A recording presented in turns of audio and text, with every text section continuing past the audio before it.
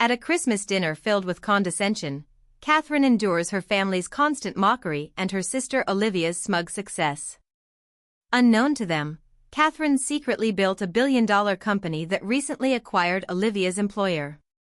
When her hidden identity as the CEO is revealed, Catherine forces everyone to confront their arrogance, showing that true success isn't about status, but quiet strength and integrity. The knife in Catherine's hand trembled, not from fear, but restraint. The laughter around the Christmas table swelled like static, warm light bouncing off crystal glasses and polished cutlery. Her sister Olivia's voice sliced through the noise.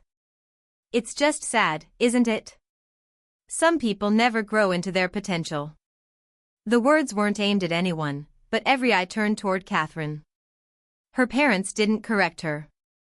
Mr. Townsend, Olivia's boss, chuckled as if cruelty were a toast. Catherine forced a smile, tucking a loose strand of hair behind her ear. The scent of rosemary and wine mingled with tension. A familiar pressure filled her chest, the one that came every year when she returned home to play the family failure. Under the table, her phone buzzed. For urgent messages, the board awaiting her decision on a merger that would determine the fate of a multinational empire. She silenced the phone and looked up. Her mother was offering her a seat in the garage. "Amanda needs the guest room, dear. You understand. You're used to simple things." "Simple things." Catherine nodded. "Of course." Her father poured more wine. Olivia reached across the table, diamonds flashing. "Maybe next year, Kathy, you'll have a real job." The room erupted in polite laughter. Catherine took a slow breath. 5 years of hiding had made her invisible, even in her own home. The modest teacher. The single woman. The disappointment. But beneath the dull sweater and borrowed smile sat the mind that had quietly built Summit Enterprises from her tiny apartment, the same Summit that had just acquired Mr. Townsend's firm. As dinner dragged on, her mother's voice floated from the kitchen. "Make sure you plug in the heater in the garage. It gets cold at night." Catherine smiled softly. Cold she could handle. Hypocrisy, that was harder to ignore. She glanced at her phone one more time. Her assistant's message flashed, "Townsend's been asking again to meet Mrs. CEO. Should I tell him you're still in London?" Her fingers hovered over the screen.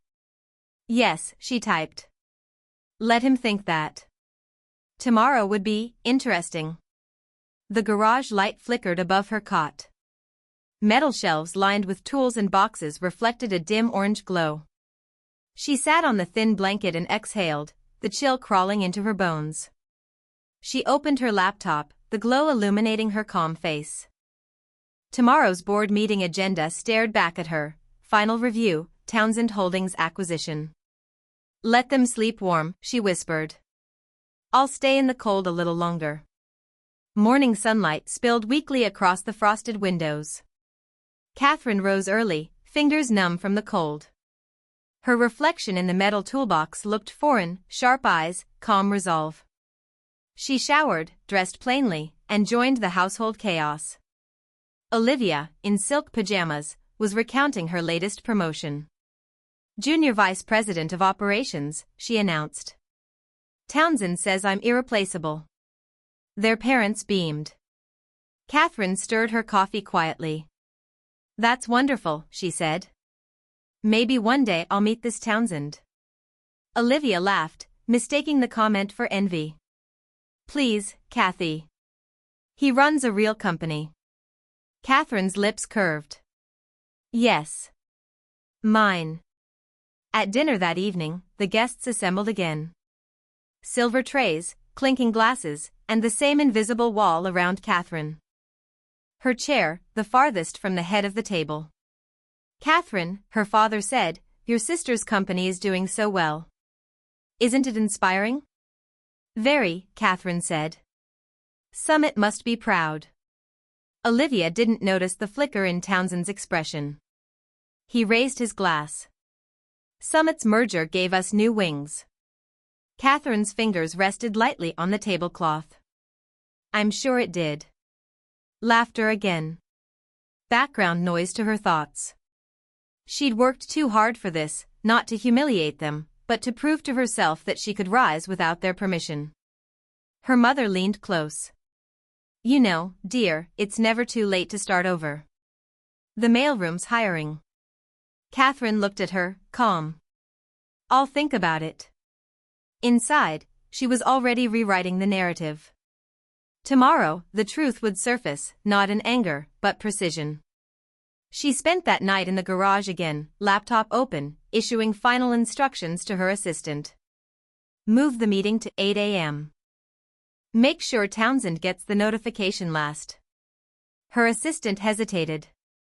You're sure? Completely. Catherine closed the laptop and leaned back against the cot, listening to the hum of the heater. Somewhere upstairs, her family was laughing, wine glasses clinking.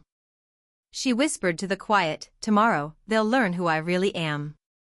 The next day dawned pale and sharp. Catherine joined the table again, the outsider as always. Townsend was already there, nervous energy in his movements. Big day tomorrow, he said to Olivia. Board meeting with Summit. The CEO's ruthless, they say. Ruthless women only exist in movies, Olivia smirked. Probably some spoiled heiress. Catherine watched them, emotionless. Her phone buzzed again, her assistant confirming Townsend's panic. He's begging for 5 minutes with you. She typed, let him wait.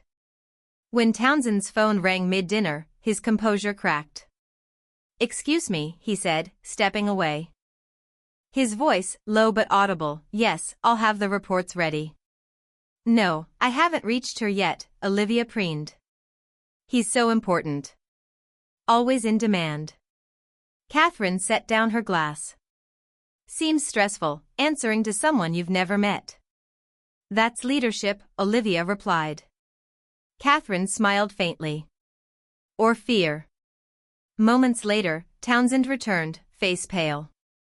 Summit CEO has called an emergency meeting. 7 a.m. sharp. The table murmured. Olivia stiffened. What? That's Christmas morning. She doesn't care, Townsend said quietly. Catherine set her napkin down, the movement deliberate. It's 8 a.m., not 7, she corrected. And you won't need your reports. I've already reviewed them. The room fell silent. Excuse me? Olivia said, her laugh trembling.